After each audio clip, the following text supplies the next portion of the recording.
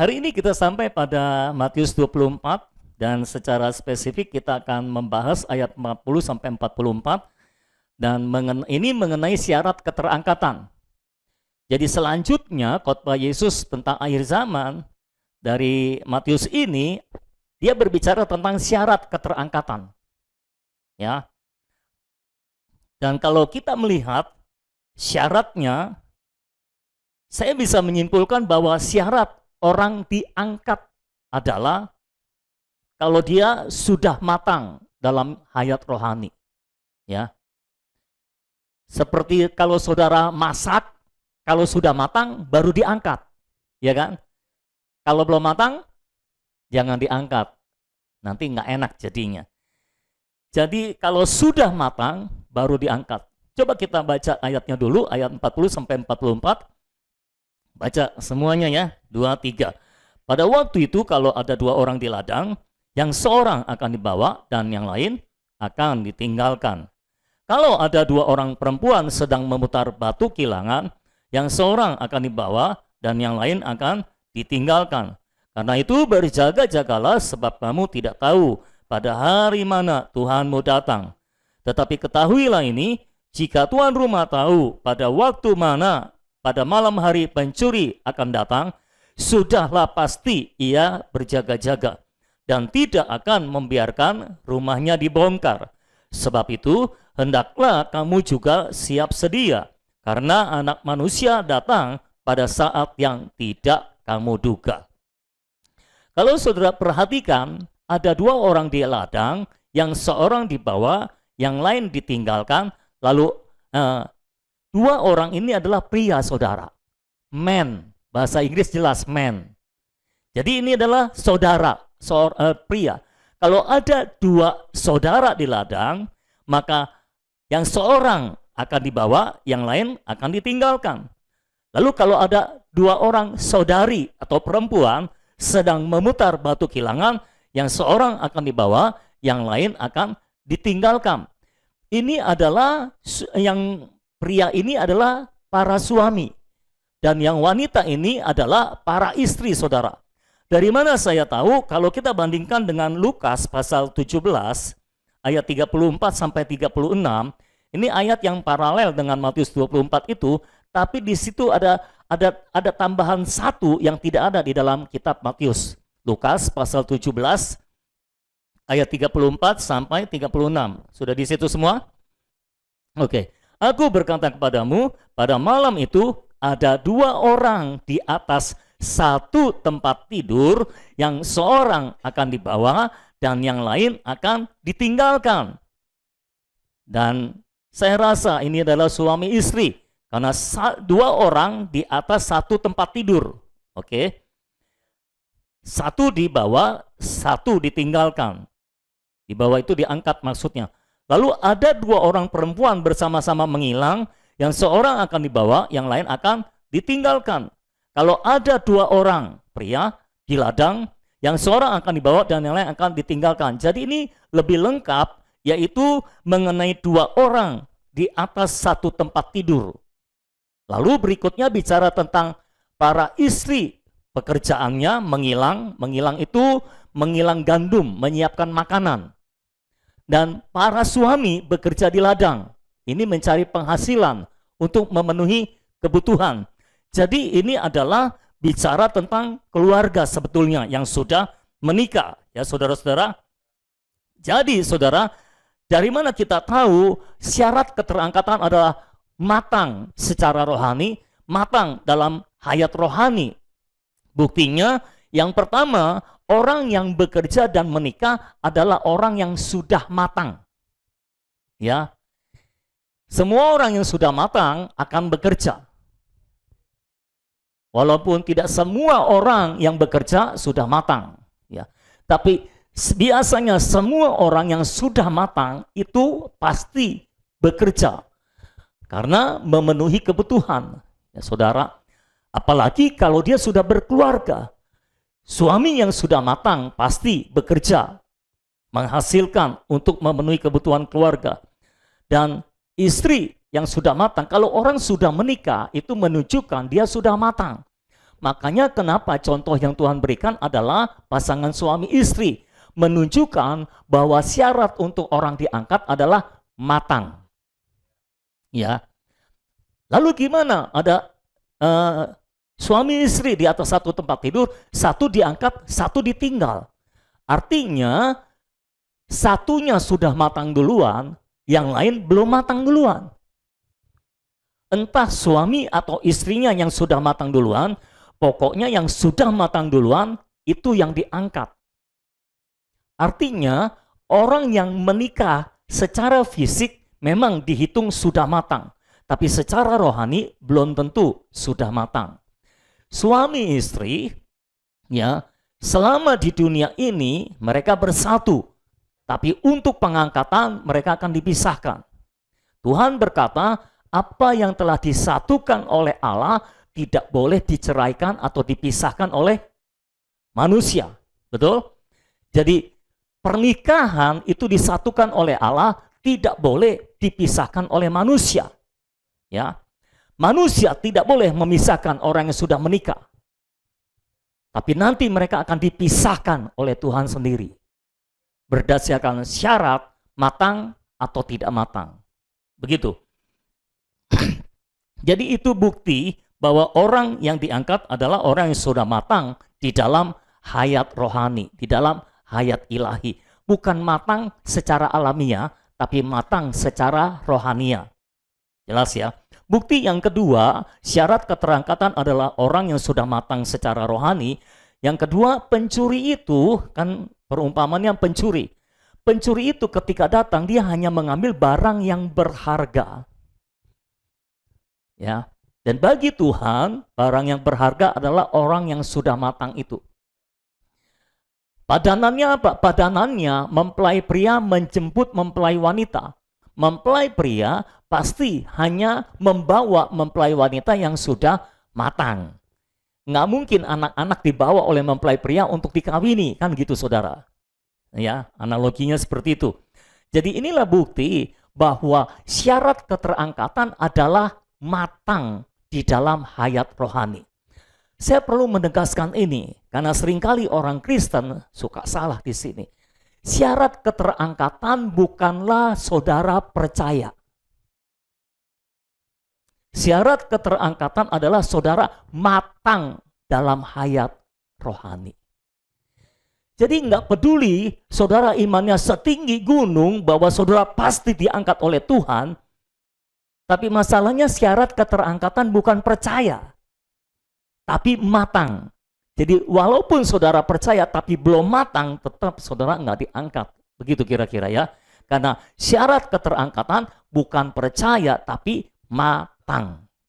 Oke? Jadi itu saya sudah memberikan bukti dari Alkitab bahwa syarat keterangkatan adalah matang dalam hayat ilahi. Itu sebabnya hayat ilahi yang Tuhan berikan dalam hidup kita itu benar-benar harus mematangkan kita sehingga kita benar-benar matang di dalam hayat ilahi. Ya. Matang dalam hayat ilahi, istilah lainnya adalah menjadi seperti Kristus. Memanifestasikan Kristus, kira-kira seperti itu. Nah, selanjutnya Tuhan memberikan contoh atau ciri dari kematangan. Nah, ya kalau kita bilang syarat keterangkatan adalah matang secara rohani atau matang dalam hayat ilahi, tapi cirinya kita tahu dari mana kalau kita sudah matang secara rohani. Ya, secara alamiah, ciri kalau seseorang sudah matang, Tuhan memberikan contoh-contoh selanjutnya tentang tanggung jawab. Ya, secara alamiah, semua orang yang sudah matang, cirinya adalah dia bertanggung jawab. Orang yang tidak matang tidak punya rasa tanggung jawab. Tapi ketika dia bertumbuh dewasa, baru muncul rasa tanggung jawab. Betul ya, seperti itu ya. Kalau saudara punya anak, saudara suruh anak saudara belajar, susah atau gampang? Susah ya? Oh, kenapa ya anak-anak susah disuruh belajar ya?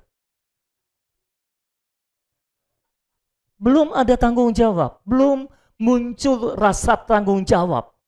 Kita sudah suka berkata, kamu kan sekolah. Dulu guru saya berkata, pelajar tugasnya adalah belajar.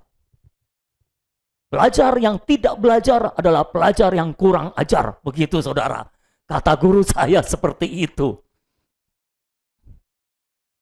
Tapi kalau pelajarnya belum matang, dia nggak bertanggung jawab.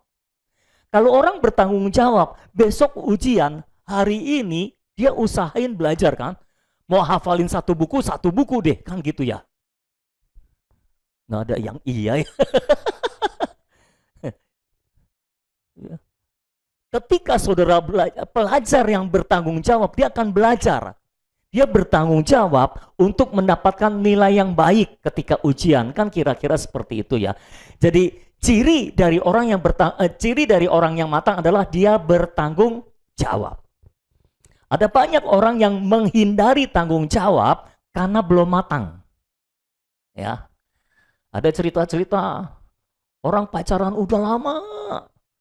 Yang ceweknya nanyain terus, kapan kamu kawinin saya, kapan kamu lamar saya. Yang lelakinya nggak mau lamar-lamar, orang tuanya udah singgung-singgung.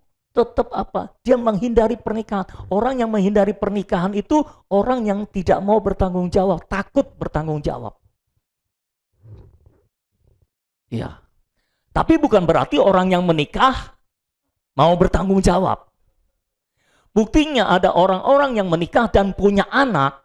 Dia bisa melahirkan anak tapi tidak mau merawat anak. Artinya dia belum matang.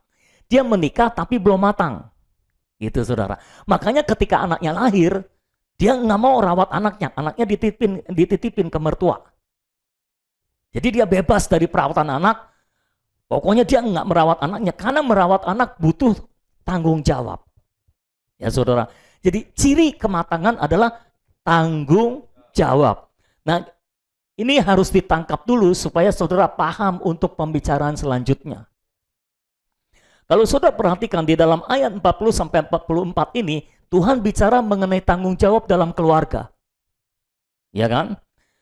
Lalu ayat berikutnya, perikop terakhir di pasal 24, Tuhan bicara mengenai tanggung jawab dalam merawat orang. Tanggung jawab dalam rumah Tuhan untuk merawat orang, memberi makan. Memberi makan adalah merawat. Lalu masuk pasal 25, perumpamaan tentang gadis bijaksana dan gadis bodoh, itu adalah tanggung jawab dalam kehidupan rohani. Jadi orang yang matang secara rohani, dia akan bertanggung jawab, dia akan menjalankan tanggung jawabnya dalam keluarga, dia akan menjalankan tanggung jawabnya dalam merawat orang, lalu dia akan menjalankan tanggung jawabnya dalam kehidupan rohaninya. Dia akan bertanggung jawab untuk bertumbuh secara rohani. Dia bertanggung jawab dalam kehidupan rohaninya. Lalu pasal 25 mulai ayat 14 sampai ayat 30. Kita tahu itu perumpamaan tentang talenta. Ini adalah tanggung jawab dalam mengelola hartanya Tuhan. Atau dalam pelayanan. Jadi orang yang matang, Tuhan memberikan contoh, cirinya adalah tanggung jawab. Dia bertanggung jawab dalam keluarga, dia bertanggung jawab di dalam merawat orang dalam rumah tangga ilahi. Pertama rumah tangga manusia, ya rumah tangga manusiawi. Yang kedua rumah tangga Allah. Dia bertanggung jawab di dalam kedua rumah tangga itu. Lalu yang ketiga, dia bertanggung jawab secara kehidupan rohani. Ya. Dia bertanggung jawab menjagai minyak dalam rohnya dan punya minyak ekstra di dalam buli-buli seperti gitu. Lalu dia juga bertanggung jawab untuk memultiplikasikan semua harta Tuhan yang telah diberikan dalam kehidupannya. Ini ciri orang yang matang. Jadi ciri orang yang matang adalah bertanggung jawab. Ciri orang yang tidak matang adalah tidak bertanggung jawab. Makanya orang yang tidak matang, kita bisa melihat mereka tidak bertanggung jawab. Oke? Nah, hari ini secara spesifik kita akan bicara tentang tanggung jawab dalam keluarga. Ya. Kita bahas satu persatu supaya cukup waktunya. Tanggung jawab dalam keluarga, ya saudara-saudara. Pasal 17 dari Lukas tadi ayat 34 bilang seperti ini, pada malam itu ada 2 orang di atas satu tempat tidur, yang seorang akan dibawa dan yang lain akan ditinggalkan. Jadi tanggung jawab dalam keluarga, saya membagi 2 bagian. Yang pertama, tanggung jawab dalam hubungan, ya. Jadi orang yang matang itu bertanggung jawab di dalam keluarganya. Pertama, dia bertanggung jawab di dalam hubungannya. Ada 2 orang di atas satu tempat tidur. Tempat tidur bicara hubungan yang paling intim. Ya saudara, begitu. Jadi ini bicara tentang hubungan. Orang yang matang secara rohani, dia bertanggung jawab di dalam hubungan dengan pasangannya. Dia bertanggung jawab di dalam hubungan dengan pasangannya.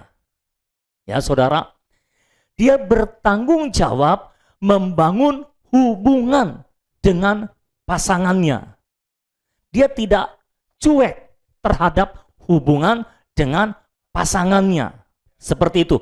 Jadi dia bertanggung jawab di dalam hubungan. Semakin seseorang matang secara rohani, semakin dia bertanggung jawab di dalam hubungannya dengan pasangannya, saudara-saudara. Lalu bicara tentang hubungan dengan pasangan, gimana cara kita, parameternya apa? Kalau dalam hubungan keluarga, dalam hubungan suami istri, parameternya selalu adalah Efesus pasal 5 ayat 22 sampai 25. Dan ayat 29. Itu sebabnya Efesus 5 dijadikan janji nikah ketika kita diberkati dalam pernikahan. Saudara yang sudah menikah dulu diberkati, ada janji nikah enggak? Janji nikahnya berdasarkan Efesus 5 bukan? Betul ya? Betul. Nah, coba kita baca pasal 5 ayat 22. Ini garis hubungan suami istri yang Tuhan tetapkan. Ayat 22, hai istri, tunduklah kepada suamimu seperti kepada Tuhan. Karena suami adalah kepala istri, sama seperti Kristus adalah kepala jemaat. Dialah yang menyelamatkan tubuh. Karena itu, sebagaimana jemaat tunduk kepada Kristus, demikian jugalah istri kepada suami dalam segala sesuatu. Ayat 25, hai suami, kasihilah istrimu sebagaimana Kristus telah mengasihi jemaat dan telah menyerahkan dirinya baginya. Ayat 29, sebab tidak pernah orang membenci tubuhnya sendiri, tetapi mengasuhnya dan merawatinya sama seperti Kristus terhadap jemaat. Jadi garis hubungan suami istri yang Tuhan tetapkan, disinilah diperhitungkan tanggung jawab dalam hubungannya. Garis hubungan suami istri yang Tuhan tetapkan adalah suami harus mengasihi istrinya seperti Kristus mengasihi jemaat. Standar kasihnya itu. Kristus mengasihi jemaat. Oke? Jadi standar kasihnya bukan suami mengasihi istri sama seperti istri mengasihi suami. Jadi standar mengasihi istrinya bukan kasih istrinya, tapi kasih Kristus kepada jemaat. Nah, ini tolong diingat. Karena banyak suami mengasihi istri kalau istrinya mengasihi dia. Nah, ini namanya standar kasihnya itu istri mengasihi suami. Timbal balik. Ya. Dalam hubungan Kristiani yang Tuhan tetapkan, ini tidak sama dengan psikologi atau ilmu jiwa atau ilmu keluarga yang umum. Ya, ini beda. Seperti Kristus mengasihi jemaat, standarnya itu. Lalu istri harus tunduk pada suami. Standarnya apa? Standarnya jelas. Seperti jemaat tunduk pada Kristus. dalam hal apa saja istri harus tunduk pada suami. Alkitab bilang, dalam segala hal. Dalam segala hal. Oke? Oke. Jangan terlalu tegang, oke? Soalnya para istri udah mulai tegang gitu loh. Melihat sayanya melotot gitu. Oh, meresap ya. Kenapa harus seperti itu? Karena di pandangan Allah, hubungan suami istri itu seperti hubungan Kristus dengan jemaat. Makanya tadi Alkitab bilang, nggak ada orang yang tidak mengasihi tubuhnya. Itu sebabnya suami harus mengasihi istri seperti mengasihi tubuhnya. Ini adalah gambaran Tuhan dengan jemaat, dengan gereja. Gereja adalah tubuh Kristus. Jadi Tuhan Yesus mengasihi gereja seperti mengasihi tubuhnya. Karena memang gereja adalah tubuhnya sendiri. Makanya tadi dikatakan suami adalah kepala. Sama seperti Kristus adalah kepala. Nah, kalau para suami istri Kristen tidak mengerti hubungan yang seperti ini, percayalah, perkawinan Kristen saudara akan gagal. Mungkin secara manusiawi, saudara kelihatan berhasil. Tapi di pandangan Allah, saudara gagal. Ketika saudara menikah, saudara harus punya satu komitmen di dalam diri saudara, bahwa saudara mau memanifestasikan Kristus dan gereja. Hubungan suami istri harus mengekspresikan hubungan Kristus dan gereja. Kristus kepala dan gereja adalah tubuhnya. Suami kepala dan istri adalah tubuhnya. Jadi sang suami harus menganggap istri adalah tubuhnya sendiri, ya. Dan istri harus menganggap suaminya adalah kepalanya. Saudara pernah mukulin tubuh saudara sendiri? Hah? Kalau lagi jengkel, iya. Tapi kan selama saudara normal, nggak mungkin saudara pukulin tubuh saudara sendiri kan? Tapi kalaupun sudah pukul tubuh saudara sendiri, pukulnya kan dengan penuh perhitungan. Walaupun jengkel, tetap ada perhitungannya kan kalau mukul diri sendiri kan? Kecuali orang yang sudah tidak normal. Sepanjang saudara normal, saudara tidak mungkin menyakiti tubuh saudara sendiri. Ya. Jadi suami harus memahami bahwa istri adalah tubuhnya. Dan istri harus memahami bahwa suami adalah kepalanya. Kalau mau gambaran yang ekstrim, nih, saya kepala dan tubuh. Ketika saya menikah, tubuh saya diganti. Tubuh saya adalah istri saya. Kepalanya ini. Tubuhnya istri saya. Yang wanita ketika saudara menikah, saudara harus memahami kepala saudara harus diganti. Kepalamu bukan dirimu. Kepalamu bukan kepalamu. Kepalamu adalah suamimu. Itu prinsip Alkitab, saudara. Saya menyayangkan karena khotbah-khotbah tentang keluarga yang beredar di gereja-gereja tidak berdasarkan Alkitab, tapi berdasarkan ilmu jiwa. Kenapa saya tahu? Dari dulu saya belajar banyak buku tentang family.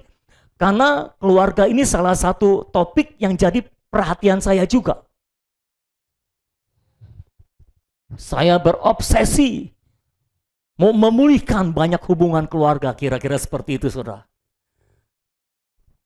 Setelah saya menikah, sepertinya beban itu agak hilang, saudara. Dan setelah menikah sekian lama, konsentrasinya udah nggak ke situ juga. Jadi semakin saya memahami pewahyuan ilahi tentang keluarga, semakin saya memahami keluarga itu luar biasa loh, saudara. Cuma saudara nggak ngerti aja gitu. Makanya memang yang ideal adalah bagi saudara yang belum menikah, kalau saudara adalah perempuan, saudara harus mencari suami yang bisa jadi kepalamu, yang cocok jadi kepalamu. Jadi kalau tubuhmu ditempelin sama kepalanya, cocok, kelihatannya bagus gitu loh. Karena kalau saudara cari lelaki, kan kalau sudah menikah, mau nggak mau dia jadi kepala saudara. Di hadapan Tuhan, dia harus jadi kepala saudara. Tuhan menuntut itu loh.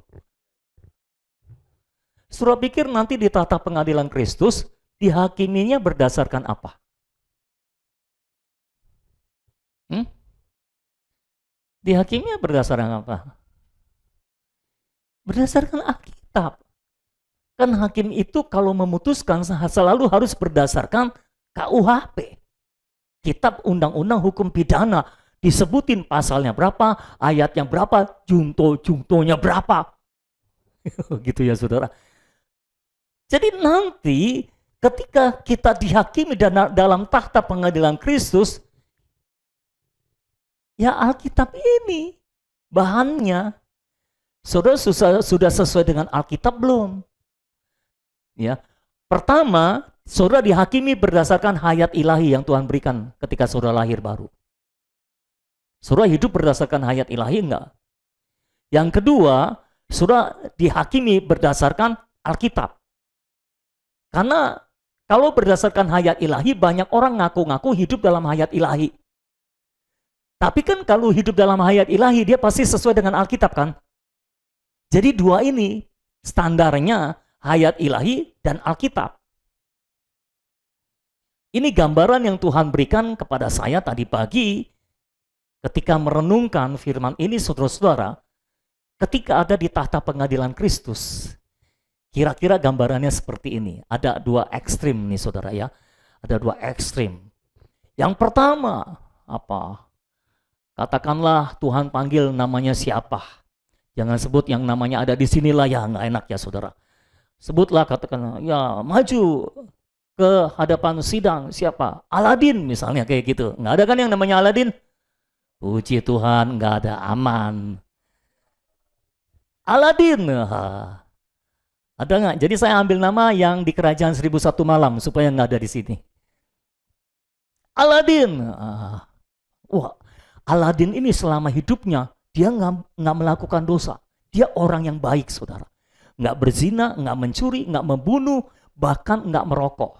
Iya, saudara. Namanya dipanggil, dia pede karena dia nggak berdosa. Dia merasa hidupnya benar. Dia pede, saudara. Lalu ya dibacain dan semuanya, dan dia bilang, Tuhan, aku nggak pernah berzina, aku nggak pernah mencuri, aku nggak pernah membunuh, bahkan aku nggak pernah merokok seperti orang-orang lain. Lalu Tuhan bilang, tapi semua itu kamu melakukan bukan berdasarkan hayat ilahi, tapi kamu melakukannya berdasarkan hayat alamiah kamu.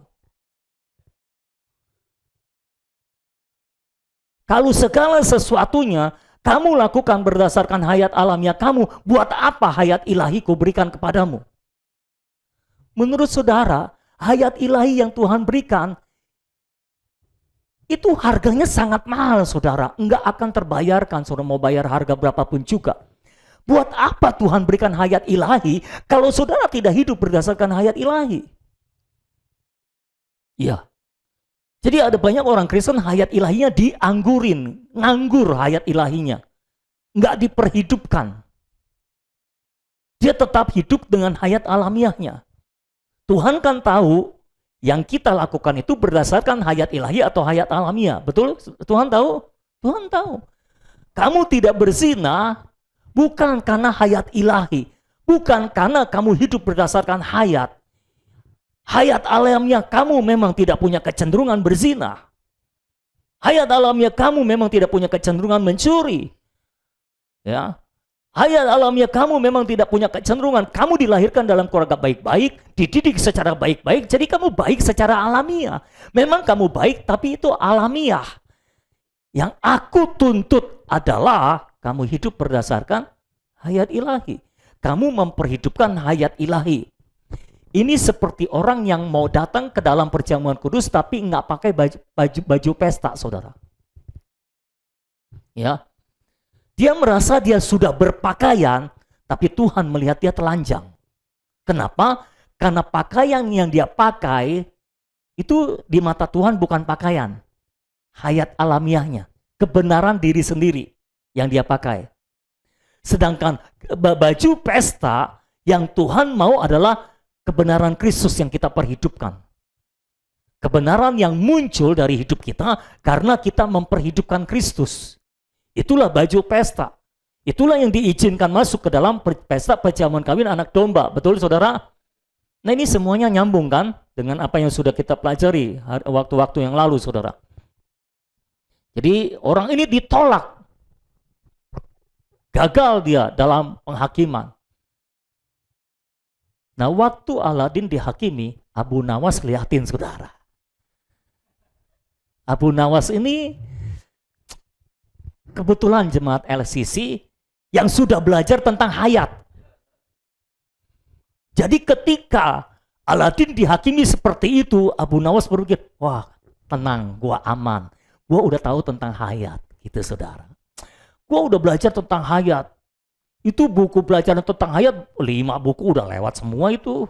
Gitu kira-kira saudara. Oh, aku udah tahu semua tentang hayat. Tentang makan, wah udah tahu semua. Oke, setelah Aladin, Abu Nawas maju saudara. Abu Nawas maju di hadapan. Lalu dia bilang, Tuhan, aku sudah belajar tentang hayat. Ada banyak buku tentang hayat yang aku baca. Aku sudah menghabiskan buku tentang hayat, aku tahu tentang hayat, dan aku yakin aku berjalan dalam hayat ilahi. Lalu Tuhan lihat kehidupannya dicocokkan dengan Alkitab. Dan di situ akan terbukti, dia bohong. Dia tidak hidup berdasarkan hayat ilahi. Dia hanya tahu tentang hayat, tapi tidak pernah hidup berdasarkan hayat. Dia hidup berdasarkan alamiahnya sendiri. Diujinya oleh apa? Oleh Alkitab. Jelas ya saudara? Jadi kita nggak bisa bohong bahwa kita hidup dalam hayat. Cirinya apa kalau kita hidup dalam hayat? Ya sesuai dengan Alkitab. Ini patokannya, ini standarnya. Ya kalau nggak sesuai dengan Alkitab, maaf kata, saudara boleh doa 24 jam sehari, puasa 40 hari semalam, 40 hari 40 malam, nggak makan, nggak minum, nggak ngapa-ngapain. Saudara tetap tidak hidup dalam hayat. Semua yang saudara lakukan itu hanya berdasarkan alamiah saudara. Ada banyak orang Kristen yang berdoa karena alamiahnya memang suka berdoa. Bukan karena dia hidup berdasarkan hayat. Itu sebabnya ada banyak orang Kristen berdoa, tapi tidak bertumbuh dalam hayat. Tidak pernah matang dalam hayat ilahi. Jadi di dalam tahta pengadilan Kristus semuanya akan nampak. Ya saudara-saudara. Jadi kita tidak bisa bersembunyi lagi di situ. Kembali kepada garis hubungan suami istri. Tuhan menetapkan garis hubungan suami istri, suami harus mengasihi istri seperti Kristus mengasihi tubuhnya, betul? Dan istri harus tunduk pada suami seperti jemaat gereja tunduk pada Kristus sebagai kepala. Oke, jadi Kristus tubuh. Perhatikan gambarannya, Kristus tubuh. Suami adalah kepala, istri adalah tubuh. Ini persesuaian yang Tuhan tetapkan. Karena ada orang-orang yang mengatakan istri itu penolong, jadi istri itu Roh Kudus. Gambarannya nggak cocok. Kristus, Roh Kudus, nggak cocok. Kristus, tubuh, ini baru cocok. Halo? Kalau Kristus, Roh Kudus, ini nggak cocok. Jadi istri itu gambarannya tubuh, bukan Roh Kudus. Dia memang penolong, tapi penolongnya tidak sama definisinya dengan Roh Kudus. Saya harus meluruskan itu, karena ada banyak istri yang rasanya, wah, gua Roh Kudus. Roh Kudus kedua, ya mau kedua, ketiga, pokoknya Roh Kudus lah gitu ya. Tapi bukan itu gambaran yang Tuhan berikan. Banyak orang berkata, istri itu lebih kuat daripada suami, karena istri itu penolong. Penolong kan harus lebih kuat daripada yang ditolong. Ya, gambarannya apa dulu? Kalau orang kecemplung di rawa, lalu saudara menolong dia, yang menolong harus lebih kuat daripada yang ditolong. Betul itu kalau gambarannya itu. Makanya jangan carut-marut dong gambarannya. Harus sesuai dengan gambaran dari Alkitab. Alkitab berkata, perempuan itu bejana yang lebih lemah daripada pria. Karena memang diciptakan seperti itu. Bejana yang lebih lemah daripada pria. Banyak istri nggak suka denger ini, karena istri nggak mau disebut lemah. Lah, orang Alkitab bilang saudara bejana yang lebih lemah, kok saudara tidak mau mengakui Alkitab sih? Rendahkanlah hatimu dan akuilah apa yang diakui oleh Alkitab gitu loh, baru saudara dapat jalan keluar. Jangan Alkitab bilang saudara bejana yang lebih lemah, enggak, gua lebih kuat daripada suami. Tuh hamba Tuhan Anu bilang perempuan lebih kuat daripada suami karena perempuan itu penolong. Gambarannya dulu harus benar, harus tepat. Oke, saya harap saya bisa meluruskan semua yang salah. Karena pemahaman yang tidak tepat menghasilkan iman dan kelakuan yang tidak tepat. Oke, jadi suami harus menjadi kepala, istri menjadi tubuh, jangan dibalik. Nah kalau dibalik nih repot nih saudara. Kalau dibalik istri yang jadi kepala, suami jadi tubuh, jadi tadinya begini, ini suami ya, ini istri. Tadinya begini posisinya, sang istri kudeta. Diturunin suaminya dari tahtanya, dia yang duduk di atas tahta, jadi istri kepala, suami di bawah dia, harus tunduk kepada dia. Nah ini terbalik. Kalau saudara melakukan itu saudara seperti membalikkan Kristus di bawah dan tubuh jadi kepala. Menurut saudara, apakah Tuhan suka itu? Pasti tidak suka. Karena di mata Tuhan, suami istri adalah gambaran Kristus dengan jemaat, dengan gereja. Ya.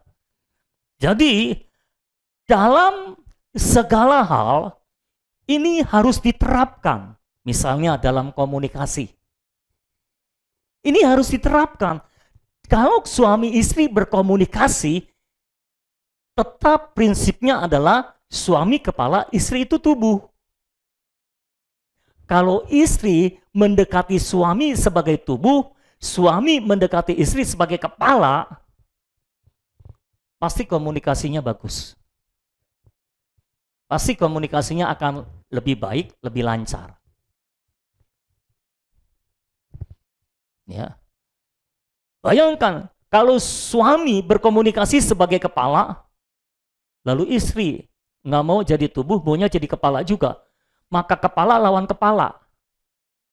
Apa yang terjadi? Bukan ribut, berantem. Oh sama ya. Ya. Kalau si istri dalam berkomunikasi sudah jadi tubuh, tapi suaminya nggak jadi kepala, dia jadi tubuh juga,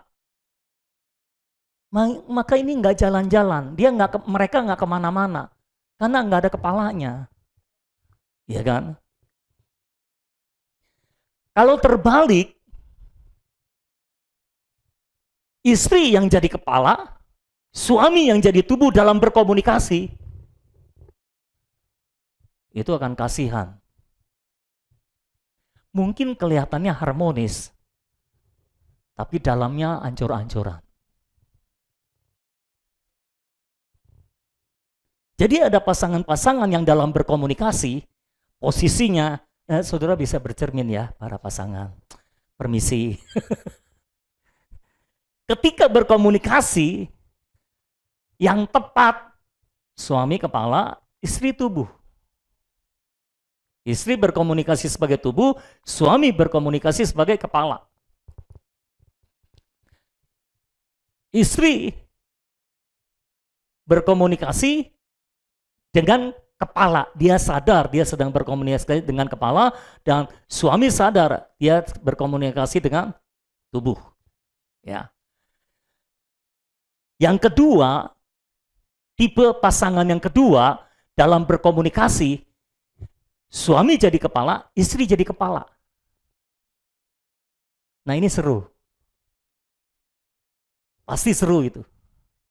Karena dua-duanya mau jadi kepala. Tipe ketiga adalah dua-duanya tubuh. Ini nggak kemana-mana. Karena nggak ada yang memimpin. Yang keempat adalah si istri yang jadi kepalanya terbalik, suami jadi tubuhnya.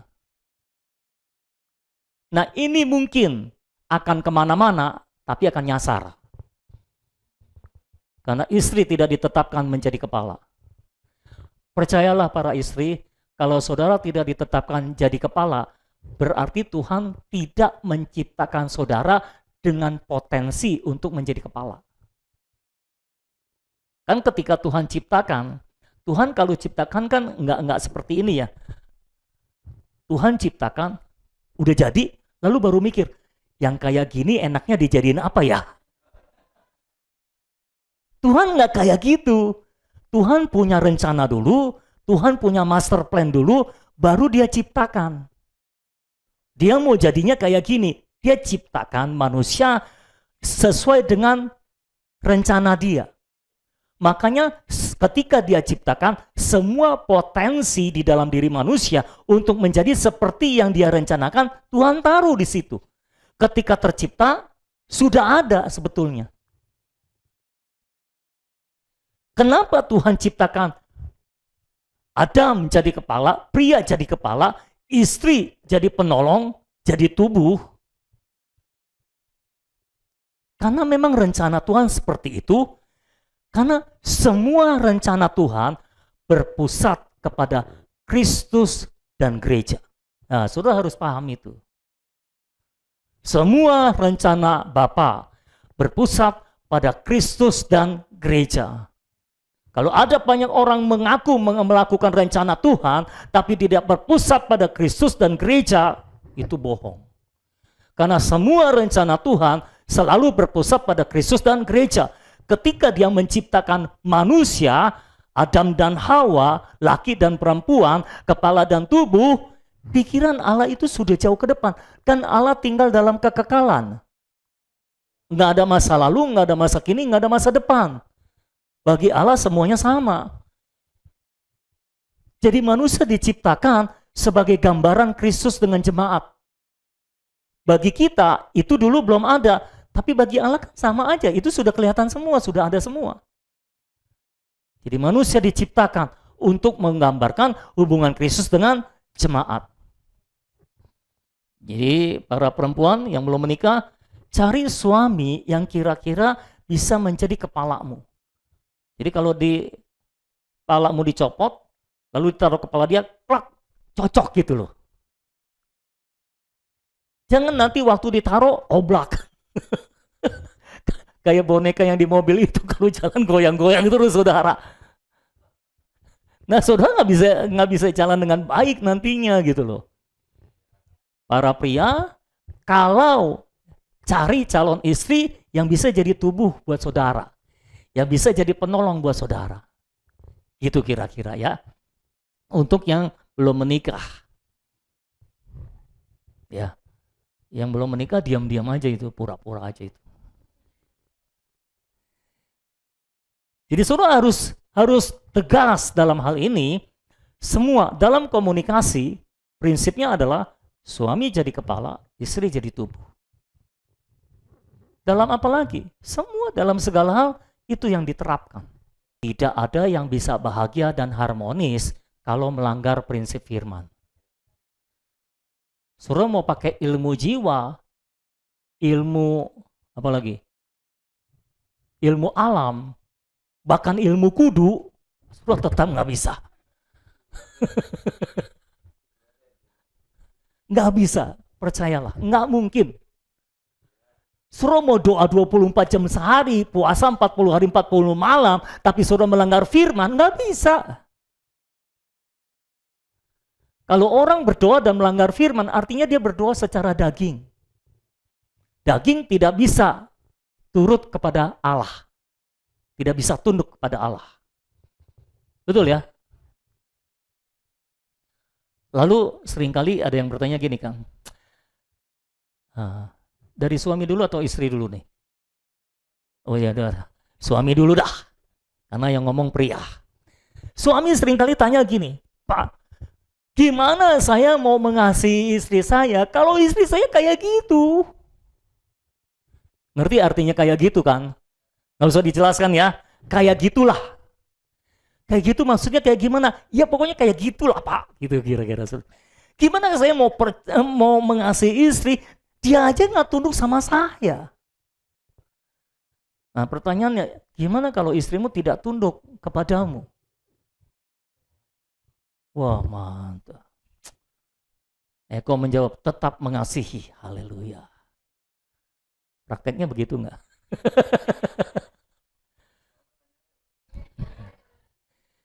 Jadi kalau istrinya tidak mau tunduk, ya suami harus tetap mengasihi. Ya. Kan ayatnya nggak berbunyi, hai suami kasihilah istrimu, kecuali dia nggak tunduk. Nggak ada kan? Saudara nambahin sendiri. Ya. Termasuk kalau istri. Pertanyaannya istri seringkali adalah, Pak, gimana saya mau tunduk sama suami saya? Suami saya kayak gitu. Ngerti artinya kayak gitu kan? Bahkan ada yang lebih kasar lagi. Gimana saya mau ikut kepemimpinan suami saya? Gimana saya mau tunduk pada suami saya? Suami saya bodoh kayak gitu. Ya ampun. Lah. Pertanyaannya kenapa kamu kawin sama orang bodoh? Saya kira cuma orang bodoh yang mau kawin sama orang bodoh. Sama siapa? Ya kalau saudara pintar kan saudara nggak mau kawin sama orang bodoh. Lah saudara kawin sama orang bodoh, ya berarti saudara juga bodoh. Kan gitu kira-kira. Padahal sudah tahu janji nikah yang diucapkan adalah istri harus tunduk pada suami. Permasalahannya seringkali orang Kristen tuh mengucapkan janji nikah cuma formalitas. Nggak sungguh-sungguh, nggak serius. Jadi mereka mengucapkan janji nikah bukan untuk dilaksanakan. Tapi supaya pernikahannya disetujui aja. Ya, kamu kan ucapkan janji nikah. Kenapa kamu ucapkan kalau kamu nggak setuju dulu? Ya Pak, kan kalau nggak ucapkan nanti nggak ditandatangan oleh pendetanya. Gitu saudara. Nggak ada surat nikahnya nanti. Jadi cuma buat dapat surat nikah. Padahal bagi Tuhan itu sakral, itu serius. Ya. Istri selalu nanya, gimana kalau suami saya, Pak, suami saya itu nggak taat sama Tuhan, nggak taat pada firman Tuhan, gimana? Nah kebetulan kalau istri ada ayatnya nih, kalau suami tadi nggak ada ayatnya, cuma logikanya aja kan. Kalau istri ada ayatnya di 1 Petrus 3 ayat 1. 1 Petrus 3 ayat 1. Untuk para istri, gimana kalau suamimu tidak taat pada firman? 1 Petrus 3 ayat 1. Sudah di situ semua? Demikian juga kamu, hai istri-istri, tunduklah kepada suamimu. Supaya, jadi istri itu tunduk pada suami supaya. Supaya apa? Supaya jika ada di antara mereka yang tidak taat kepada firman, mereka juga tanpa perkataan dimenangkan oleh kelakuan istrinya. Loh, justru kalau suamimu tidak taat pada firman, engkau harus lebih tunduk pada suamimu supaya suamimu bisa dimenangkan. Kalau engkau tidak tunduk, justru suamimu nggak bisa dimenangkan. Yang amin kok suami sih? Nah ini masalah orang Kristen. Seringkali istri mengaminkan ayat untuk suami dan suami mengaminkan ayat untuk istri. Terbalik. Bahkan Alkitab berkata, suami yang tidak taat pada firman bisa dimenangkan tanpa perkataan, tapi oleh kelakuan. Kelakuan yang mana? Tunduk pada suami. Masalahnya seringkali istri itu mau memenangkan suaminya dengan perkataan. Pengalaman ya. Istri selalu punya kecenderungan untuk memenangkan suami dengan perkataan. Ngoceh terus. Jadi suaminya diocehin terus. Kenapa diocehin? Supaya bertobat. Terus ngoceh, terus ngoceh, terus ngoceh. Oh.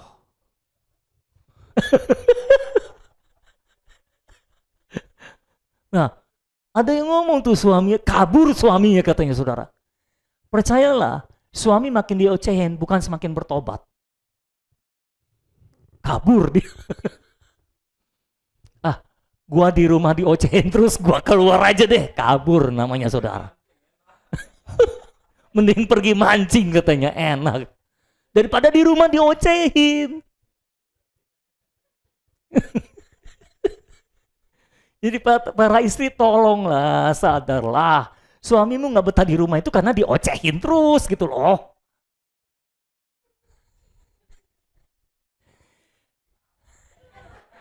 Suami itu nggak pernah bisa dimenangkan dengan perkataan istrinya. Suami itu bisa dimenangkan dengan kelakuan istrinya. Kelakuan yang mana? Tunduk pada suami. Ini saya tanya nih para suami di sini nih.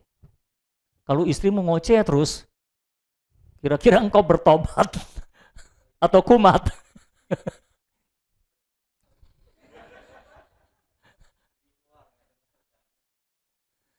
Saudara makin nggak bertobat, makin kesal. Jadi istri yang ngoceh terus terhadap suaminya, apalagi suaminya itu nggak taat firman, nggak kenal firman, itu malah jadi batu sandungan buat suaminya. Suaminya tidak akan bertobat, malah tersandung oleh istrinya, malah istrinya, lu kayak gitu, suruh gua bertobat, lu bertobat dulu gitu kan saudara. Percayalah, nggak ada suami yang senang kalau istrinya tidak tunduk. Dan semua suami pasti senang kalau istrinya tunduk kepada dia. Cuma satu yang amin ini. Ini yang lain nggak mau jujur ini, takut dicubit.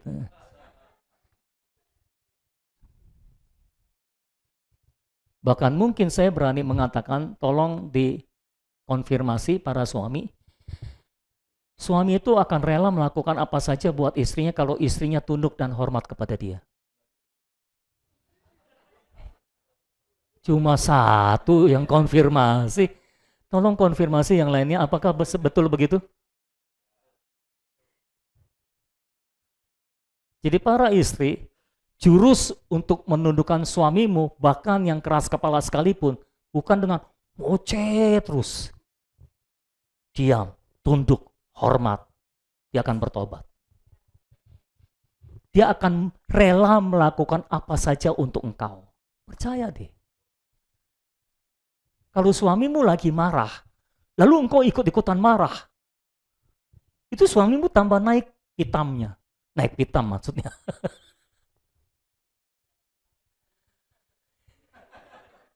Diam dan tunjukkan rasa hormat. Dia akan langsung gitu loh.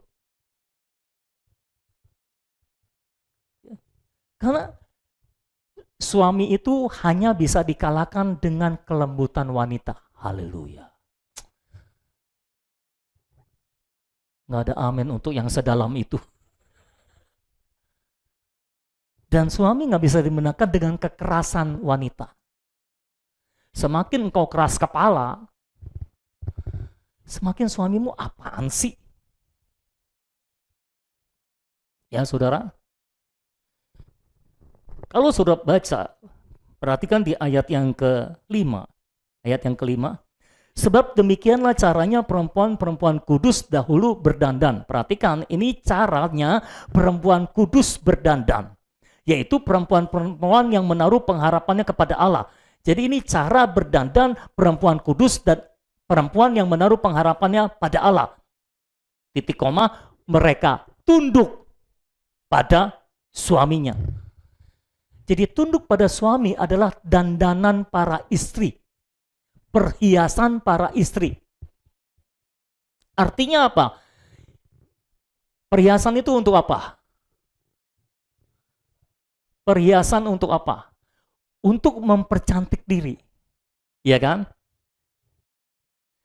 Saudara pakai perhiasan, pakai gelang, pakai kalung, pakai cincin, pakai apapun.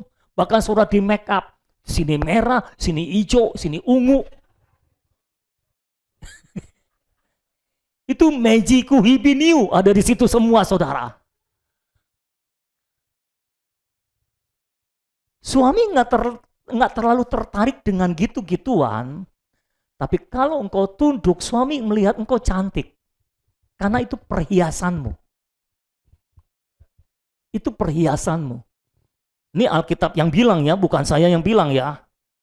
Dia bilang, wah ini penekanannya terlalu menekan istri.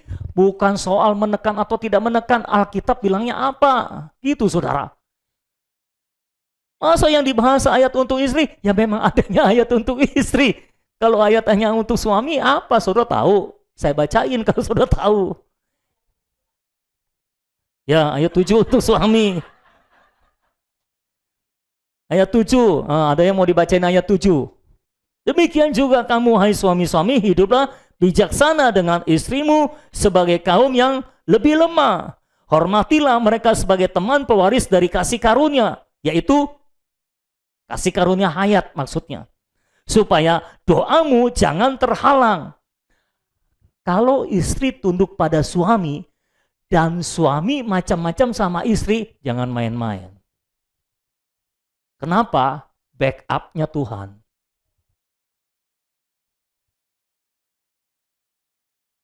Jadi sebetulnya saudara, kalau para istri tunduk pada suami, dan suaminya macam-macam, ini urusannya sama Tuhan. Dengan catatan, saudara nggak ngurus sendiri. Tuhan yang ngurus. Kalau saudara sudah urusin, ya Tuhan nggak urus lah. Suami macam-macam, saudara ngurus sendiri. Suruh lawan itu suami. Tuhan bilang, ya aku nggak urus lah, kamu sudah urus sendiri. Percayalah Tuhan itu adil. Nah, saudara percaya nggak Tuhan itu adil? Kalau istri sudah tunduk pada suami dan suaminya kurang ajar sama istrinya, itu urusannya sama Tuhan itu. Makanya Alkitab bilang, supaya doamu jangan terhalang. Kan artinya urusannya sama Tuhan kan? Jadi kalau suami nggak menghargai istrinya, nggak menghormati istrinya sebagai teman pewaris kasih karunia hayat, anugerah hayat, dia urusan sama Tuhan. Doanya nggak dijawab. Tapi kan sama-sama aja saudara. Kalau istri nggak tunduk sama suami, doanya dijawab nggak? Iya, sama-sama aja kan? Jadi maksudnya adalah kalau suami nggak menjalankan tanggung jawab dalam hubungan, menjadi kepala bagi istrinya dan menganggap istrinya sebagai tubuhnya, mengasihi istrinya sebagai tubuhnya, maka suami akan berurusan dengan Tuhan. Kalau si istri tidak menjalankan tanggung jawab dalam hubungan keluarga, dia menjadi tubuh bagi suaminya, suami menjadi kepala bagi dia, ya. Dan dia menghormati dan tunduk kepada suaminya, maka dia juga akan berurusan dengan Tuhan. Karena Tuhan yang membuat ketetapannya. Jadi kalau kita melanggar ketetapannya, kita akan berurusan dengan yang membuat ketetapannya. Gitu saudara. Jelas ya saudara? Tapi saya mau menegaskan satu hal baik-baik. Ini saya ngomong begini bukan dengan tujuan supaya saudara akan berusaha melakukannya dengan sekuat tenaga. Saya khawatir pulang dari tempat ini, wah para suami berusaha mengasihi istrinya. Walaupun istrinya bawel tetap dikasihi. Istri berusaha tunduk pada suaminya. Walaupun suaminya bodoh tetap tunduk, saudara. Walaupun suaminya galak tetap tunduk, saudara. Pertanyaan saya, kalau saudara melakukan firman seperti yang sudah-sudah caranya seperti itu, bertahan enggak kira-kira? Bertahan berapa lama? Enggak bakal bisa. Lalu kenapa Tuhan tulis? Karena saudara harus perhatikan konteksnya, itu kan mulainya di ayat yang ke-22, saudara. Tapi di ayat 18-19-nya bunyinya seperti ini Efesus itu. Efesus 5 ayat 18 dan 19, dan janganlah kamu mabuk oleh anggur, karena anggur menimbulkan hawa nafsu, tetapi hendaklah kamu penuh dengan roh. Penuh dengan roh. Dan berkatalah seorang kepada yang lain dalam mazmur, kidung puji-pujian, nyanyian rohani, bernyanyi dan bersoraklah bagi Tuhan dengan segenap hati. Ayat 19 adalah hasil dari penuh dengan roh. Jadi satu-satunya cara untuk saudara bisa menerapkan firman ini dalam kehidupan saudara adalah saudara harus penuh dengan roh. Penuh dengan roh ini adalah roh hayat, bukan roh kuasa. Ya. Kenapa saya tahu roh hayat? Karena hasilnya adalah berkata-kata seorang kepada yang lain dengan mazmur, kidung puji-pujian, nyanyian rohani, bernyanyi, dan bersoraklah bagi Tuhan dengan segenap hati.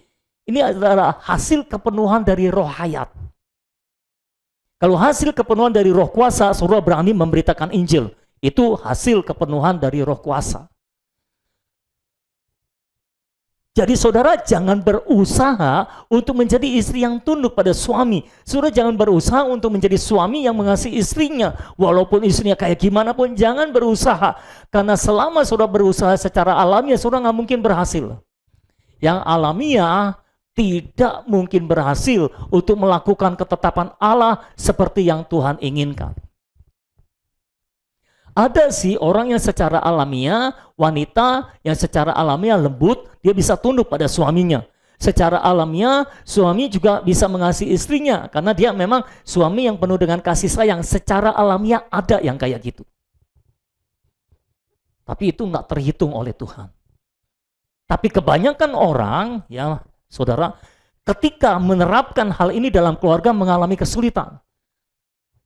Lalu gimana caranya? Jangan berusaha untuk melakukan itu, saudara akan mengalami keberatan dan kegagalan.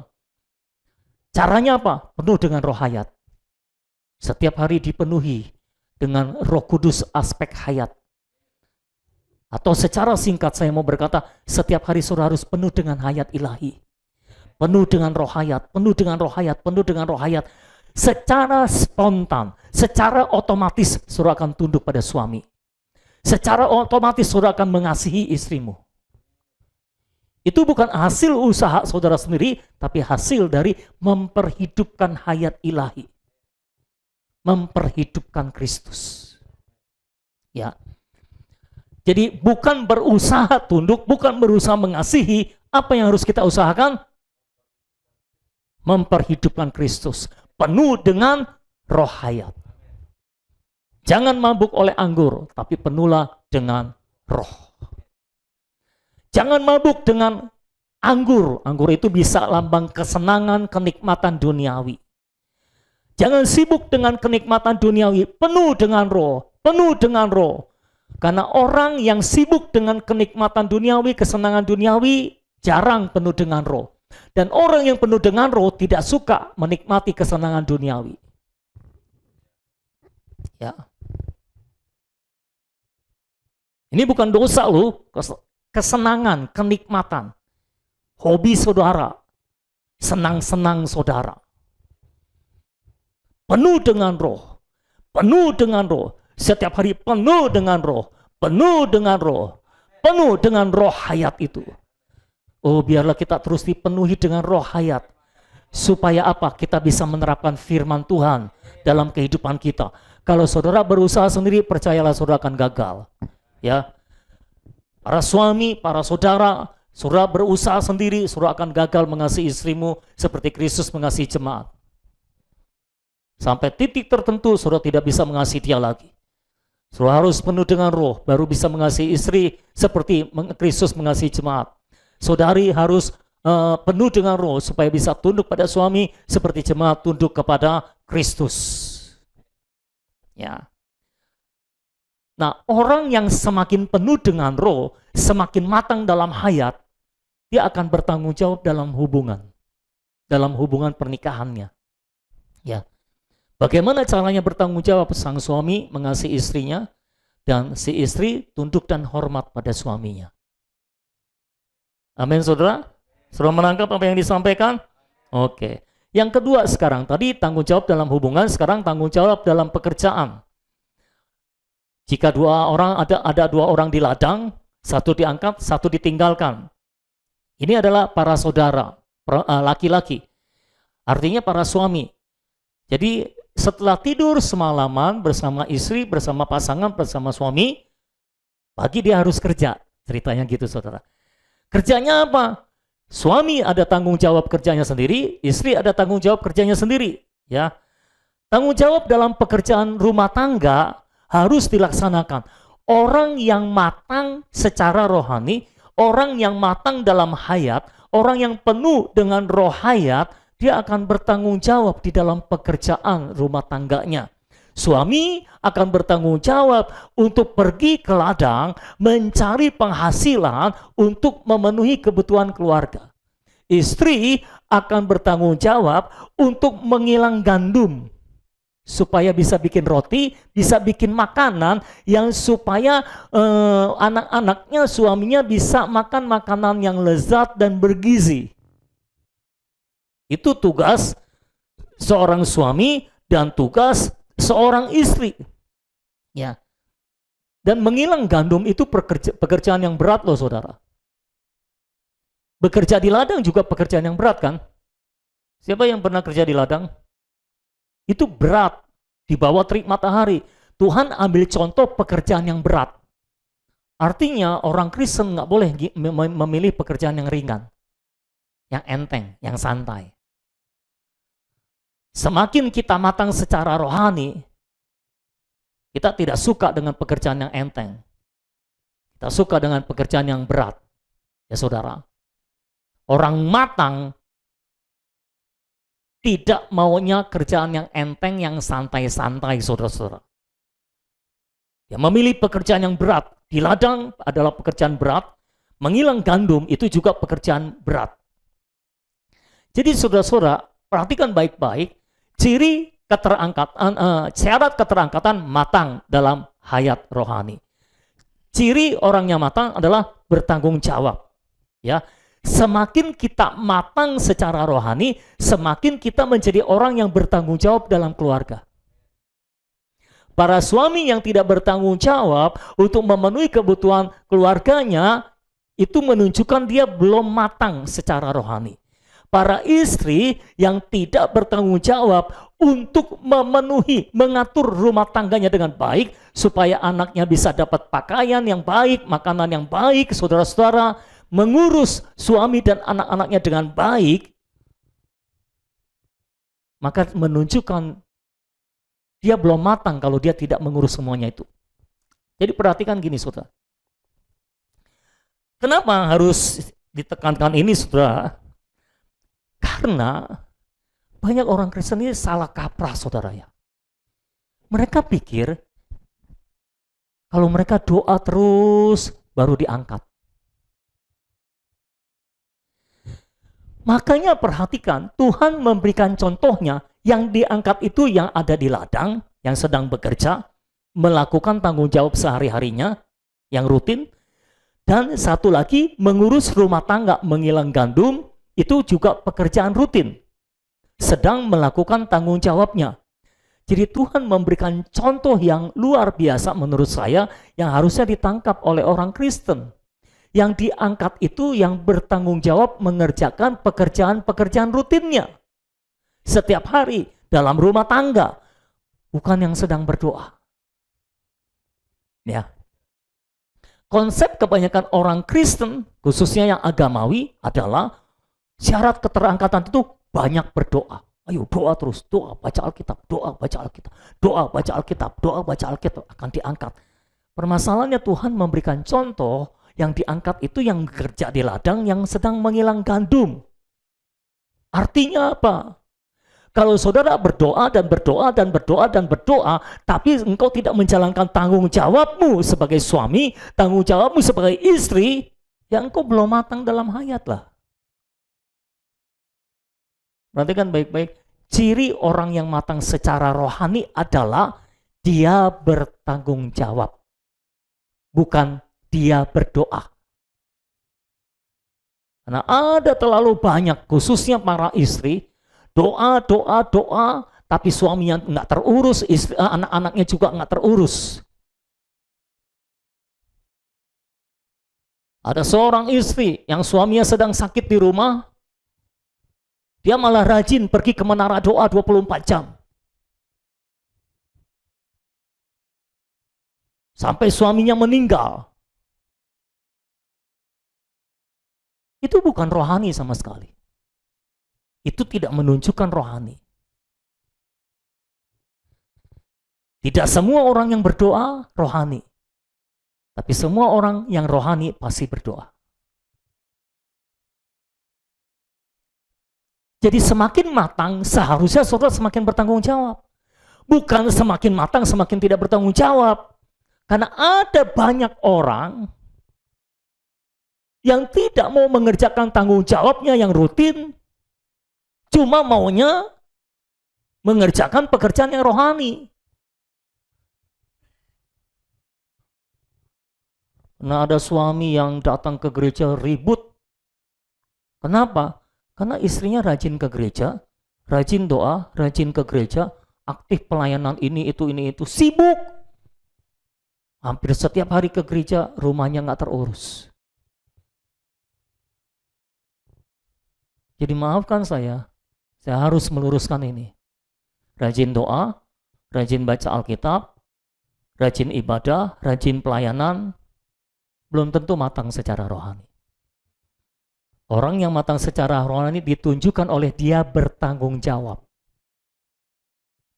Kalau dia suami, dia bertanggung jawab terhadap keluarganya. Dia bertanggung jawab memenuhi kebutuhan keluarganya. Kalau dia istri, dia bertanggung jawab mengurus rumah tangganya. Dia bertanggung jawab mengurus suaminya. Dia bertanggung jawab mengurus anak-anaknya. Sekali waktu saya pernah dengar khotbahnya Pak Yakob Nahue dulu. Sekarang sudah meninggal.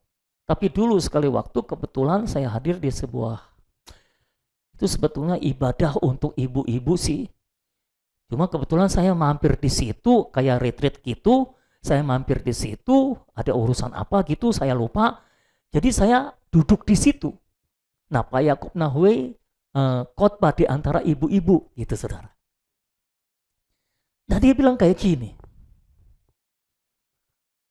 Kalau suamimu pergi ke kantor dalam keadaan lecak, apa yang kau kerjakan? Kalau suamimu di kantor sampai salah menandatangani cek, apa yang terjadi di rumah? Terus terang waktu itu ketika saya dengar itu dalam hati saya, wah ini gak adil ini, terlalu memberatkan wanita. Tapi semakin ke sini, saya berpikir itu benar, saudara. Satu kali saya nonton TV berita, ada satu public figure, saya nggak usah sebut namanya ya, mukanya lecek berantakan, rambutnya berantakan, udah keriting berantakan, saudara. Kalau lurus berantakan kan masih lumayan ya, saudara. Kalau keriting kan memang kelihatannya berantakan, ini udah keriting berantakan. Jadi bayangkan betapa berantakannya. Dan mukanya rasanya lecek gitu, saudara. Ini bukan masalah jelek atau cakep ya, lecek. Lalu dalam hati saya, ini istrinya gimana ya? Apa nggak ngurus suaminya sampai lecek kayak gitu? Semakin kita matang, semakin kita bertanggung jawab. Para suami, Kalau matang dalam hayat ilahi, dia bertanggung jawab untuk memenuhi kebutuhan keluarga. Ketika awal-awal saya menggembalakan di tempat ini, keuangan saya ngepas cenderung kurang, dan kadang-kadang kurangnya lumayan. Dan saudara-saudara, saya kasihan melihat istri dan anak-anak saya mau beli apa nggak ada uangnya, mau beli apa nggak ada uangnya. Saya sedih.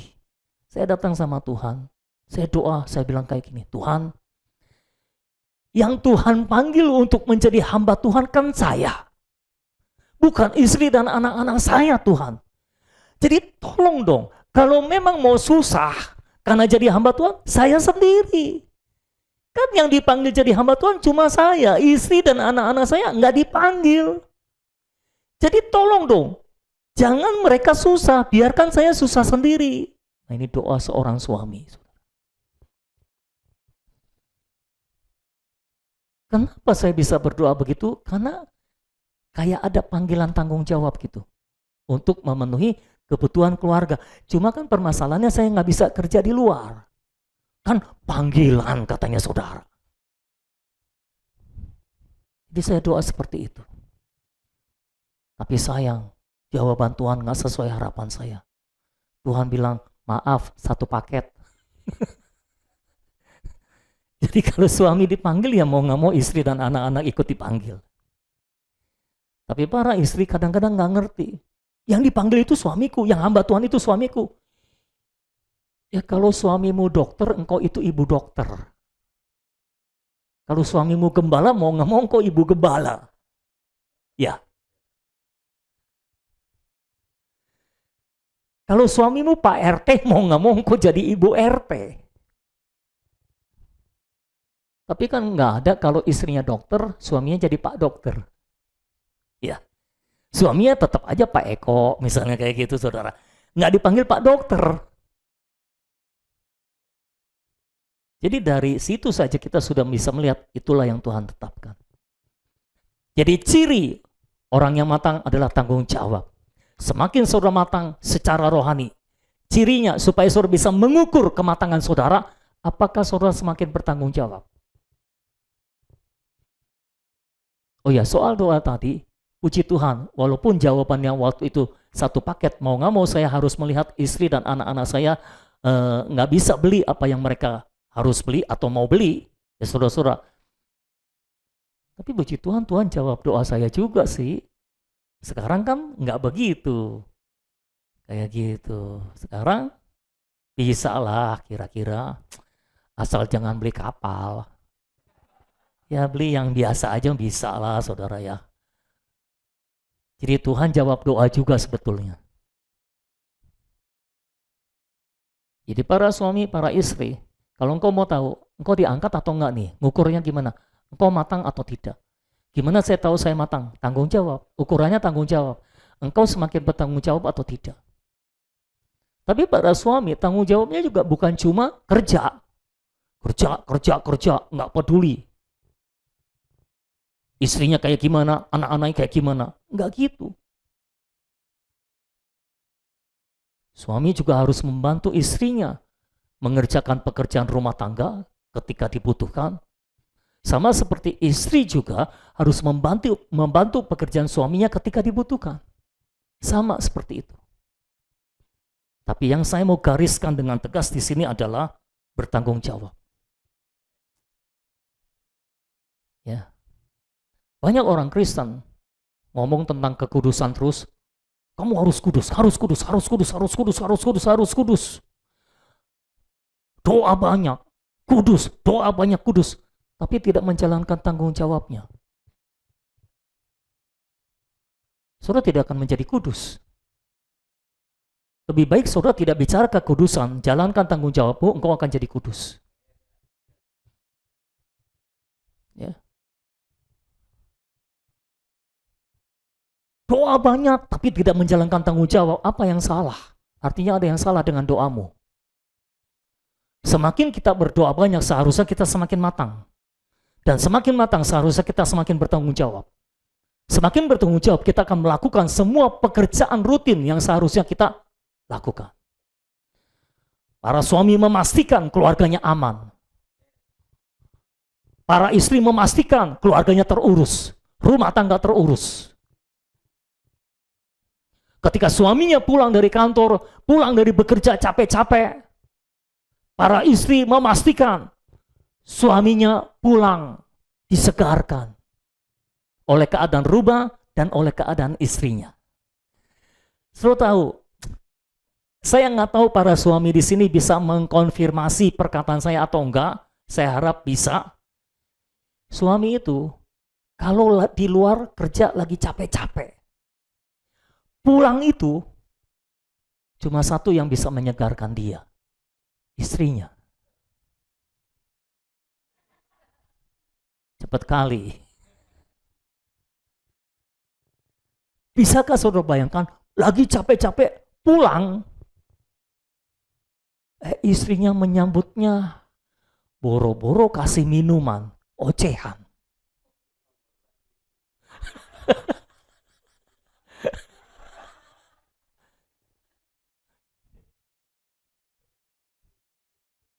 Jadi para istri saudara harus tahu bagaimana cara menyegarkan suamimu yang sedang letih. Karena para suami itu hanya bisa disegarkan ketika istrinya memperlakukan dia dengan baik kalau dia lagi capek-capek. Saya pernah bilang gitu sama istri saya. Ya, jadi pernah saya pelayanan cukup banyak hari itu, dan sampai pulang malam ibadah di luar itu, khotbah di luar di mana lah gitu. Pulang itu capek saudara. Ya kan kalau khotbah 2 kali, 3 kali, 4 kali lumayan capek lah saudara ya. Jadi pulang kan capek. Itu pulang kalau kita sudah capek, lalu istri melayani kita, seger loh jadinya saudara. Kayaknya para suami ini nggak ngalamin ini. Nggak tahu, nggak pernah capek, atau nggak pernah dilayani istri.